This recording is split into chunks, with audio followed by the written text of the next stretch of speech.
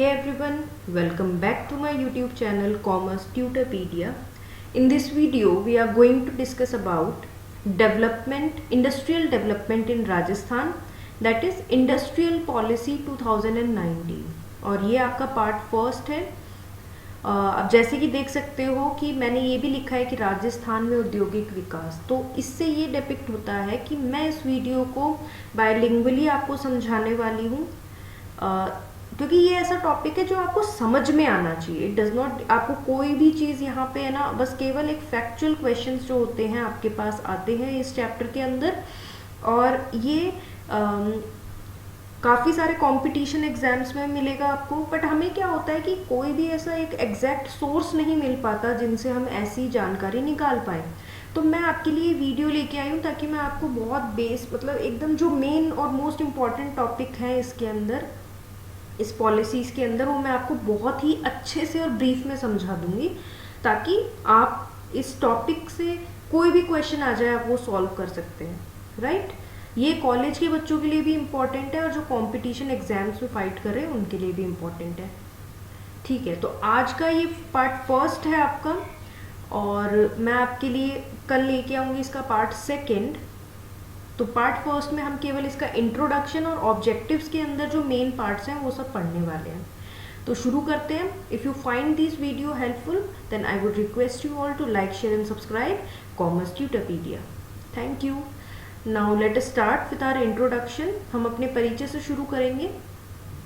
हमारा टॉपिक है industrial policy 2019, और we can say that industrial development in Rajasthan.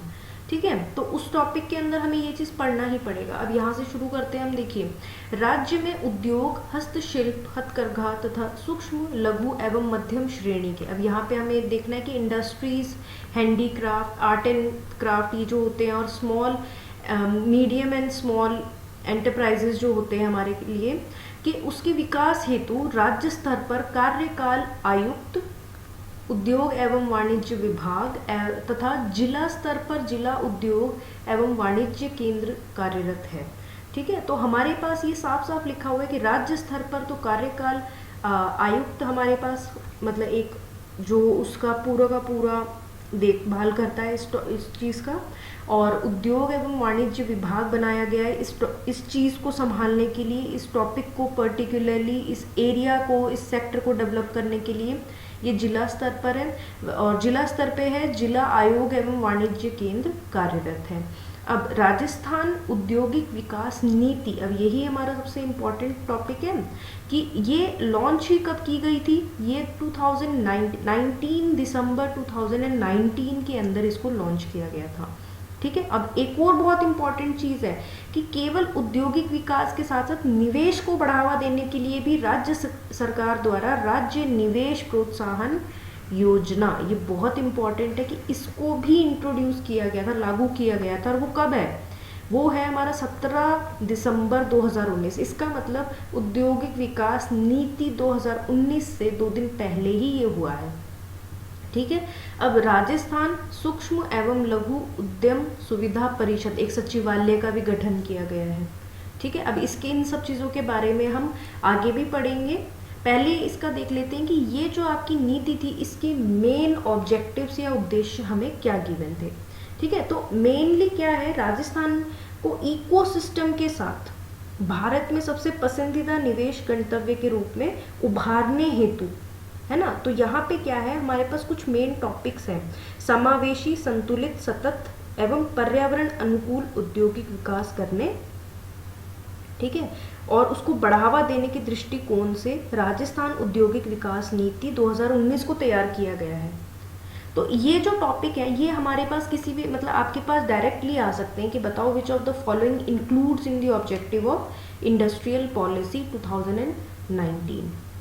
समझ में आ गया मैं क्यों लेके आई हूँ क्वेश्चन, क्योंकि जो कॉम्पिटिशन्स देते हैं उनको ये चीज़ पता है कि तो कहीं से भी आपका एक कोई क्वेश्चन बन सकता है। तो हमें एक एक चीज़ बहुत सावधानी से और समझ के साथ समझनी है। ठीक है, हम इसको रिलेट करने की भी कोशिश करेंगे। सबसे पहले जो आप देख सकते हो, फर्स्ट जो हमारे पास इसका उद्देश्य है या प्रावधान किया गया है, वो पहला है अनुकूल औद्योगिक आधारभूत संरचना। ठीक है, कहने का मतलब क्या है कि इंडस्ट्रियल इंफ्रास्ट्रक्चर को किस तरीके से उसका हमें बेसलाइन तैयार करना है उसके बारे में बात की गई है यहाँ पे। ठीक है, तो अब इसमें क्या होता है हमारे पास, अब आपका जो इंफ्रास्ट्रक्चर है मेनली उसमें क्या क्या चीज़ें आती है हमारे पास, लैंड एक्विजिशन आ गया। ठीक है, लैंड एक्विजिशन की इस टॉपिक के अंदर हम बात करेंगे। उसको हम फ्लेक्सिबल जितना बना सकते हैं कि कोई भी एक इंडस्ट्री सेटअप करना चाहता है तो उसको अगर लैंड की ज़रूरत है तो उसका एक्विजिशन बहुत ही फ्लेक्सिबल तरीके से होना चाहिए। दूसरा, रीको द्वारा निवेश तथा रीको की भूमि निजी निवेश मॉडल पर पीपीपी मॉडल या मोड पर औद्योगिक पार्कों का विकास। अब इसी के अंदर हमारे पास क्या है कि रीको के जितने भी लैंड्स हैं उसके अंदर डेवलपमेंट्स। ठीक है, एक हमने पढ़ा है, जो बजट जिसने पढ़ा है वो इस चीज़ को रिलेट कर सकता है कि प्लग एंड प्ले करके हमारे पास एक नई चीज़ लॉन्च हुई है। हम आगे पढ़ेंगे, बहुत सारी चीज़ें हैं।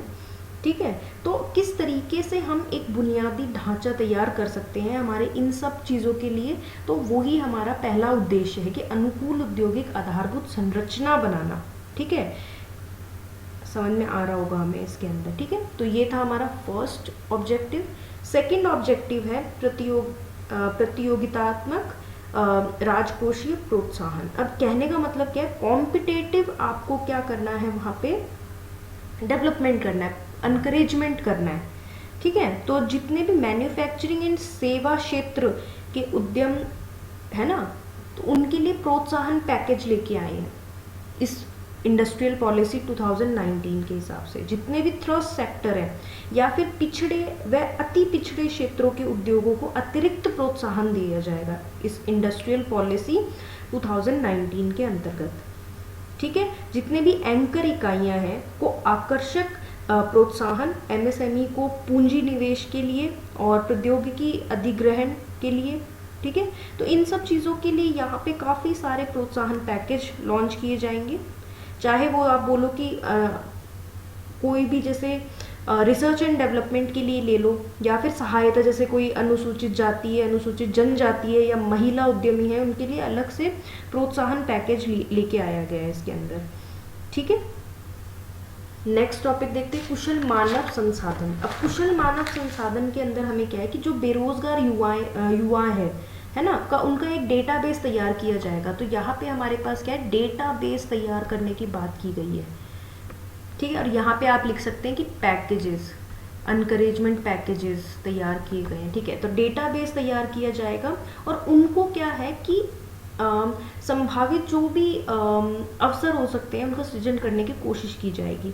तो आप बोल सकते हो कौशल विकास के लिए है ना संस्थान का स्थापना की जाएगी वहाँ पे।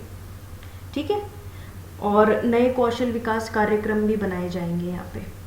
ठीक है, अब है हमारे पास कि अगर आप इंडस्ट्रियल डेवलपमेंट कर रहे हो, एक ही जगह कर रहे हो, तो कैसे काम चलेगा। इसीलिए बैलेंस्ड रीजनल डेवलपमेंट की भी बात की गई है इसके अंदर हमारे पास। तो जिला स्तरीय औद्योगिक संभावना सर्वेक्षण तैयार करा जाएगा इसके अंदर हमारे पास।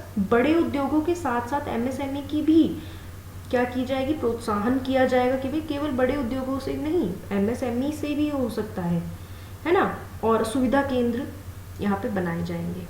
आई होप ये भी समझ में आ गया होगा हमें। फिफ्थ पॉइंट है उद्यमशीलता एवं नवाचार। अब इसके अंदर हमें क्या बोला गया है कि नवाचार एवं प्रभारी इकोसिस्टम को बढ़ावा देने हेतु, है ना, नए इनोवेशन, नवाचार इज इनोवेशन। ठीक है, उसको प्रोत्साहित करने के लिए, बढ़ावा देने के लिए नई स्टार्टअप नीति का निर्माण किया जाएगा। प्रमुख शहरों के निकट स्टार्टअप क्षेत्र विकसित कराना, राज्य के बाहर से स्टार्टअप को राज्य में स्थापित एवं विकसित करने के लिए सुविधायुक्त ढांचे का निर्माण करना। सभी क्षेत्रों में नवाचार को प्रोत्साहित करने हेतु वार्षिक नवाचार पुरस्कार का भी प्रावधान रखा गया है। तो इनोवेशन मतलब आप स्टार्टअप सेंटर भी बनाओगे इसके अंदर।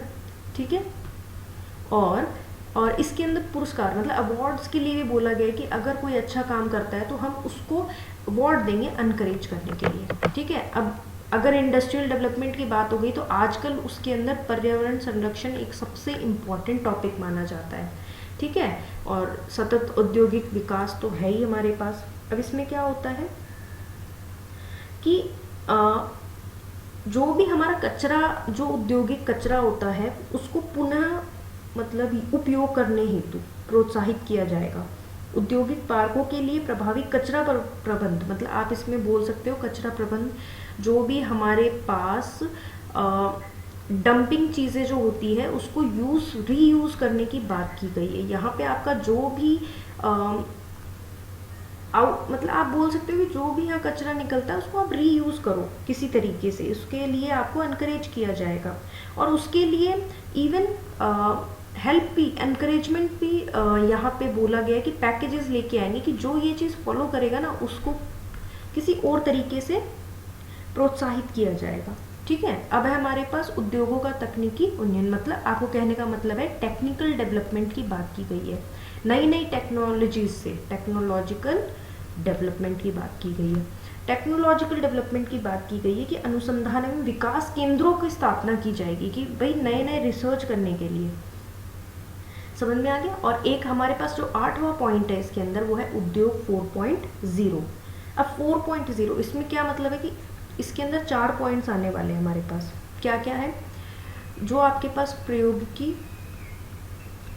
प्रायोगिक बोल सकते हैं, रिसर्च के लिए बोल सकते हो, अधिग्रहण करना पहला, इसके 4 पॉइंट है ना, मैं वो आपको बता रही हूँ कि क्या क्या पॉइंट इसके अंदर आपके पास दिए गए। अधिग्रहण, ठीक है, कौशल विकास की बात की गई है इस 4 पॉइंट के अंदर। ठीक है, उसके बाद रिसर्च एंड डेवलपमेंट की बात कही गई है इसके अंदर आपके लिए, कब प्रोत्साहित के लिए आप मतलब ये वाला टॉपिक एक लेके आए हैं। ठीक है, तो ये जो है मेन ऑब्जेक्टिव्स थे। आई होप आपको एक एक चीज़ समझ में आई होगी यहाँ पे कि अनुकूल औद्योगिक आधारभूत संरचना, जिसमें लैंड एक्विजिशन एंड रीको के जो लैंड्स है उनको परचेज करने के लिए कितना इजी कर सकते हैं वो सब चीज़ें, और प्लग एंड प्ले, ये सारे चीज़ें मैं वापस लेके आऊँगी जब हम एक एक टॉपिक को समझेंगे। उसके बाद आपको मैंने बता दिया कि किस तरीके से कंपटीशन को इंक्रीज करने के लिए पैकेजेस लेके आएंगे, और डेवलपमेंट ऑफ ह्यूमन रिसोर्स का डेवलपमेंट के लिए इसमें एक ऑब्जेक्टिव है। उसके बाद रीजनल डेवलपमेंट की बात की गई है कि बैलेंस्ड रीजनल डेवलपमेंट भी इसका एक मेन उद्देश्य है, ऑब्जेक्टिव है। उद्यमशीलता एवं नवाचार की किस तरीके से एंटरप्रेन्योरशिप और इनोवेशन को बढ़ावा दिया जाएगा। पर्यावरण संरक्षण, उद्योगों का टेक्निकल डेवलपमेंट की बात हो रही है, और एक उद्योग, ये इसके अंदर ये 4-5 पॉइंट एक्स्ट्रा भी जुड़े जाएंगे। बात समझ में आ गई। तो ये थे हमारे पास एक इंट्रोडक्शन और इसके उद्देश्य किसके, इंडस्ट्रियल पॉलिसी 2019 के। कल मैं आपके लिए लेके आऊँगी इसके अंदर जो भी सबसे इम्पोर्टेंट जो हमारे पास अभी, तो सबसे पहले है कि राज्य में जो आपके पास मीडियम एंड स्मॉल जो एंटरप्राइजेस हैं उनके बारे में। ठीक है, तो ताकि हम लोग इसका जो मेन टॉपिक है सारे कवर कर सकें। आई होप ये वीडियो आपके लिए हेल्पफुल थी। अगर आपको ये अच्छी लगी तो आप प्लीज़ इसको लाइक कीजिएगा। Thank you.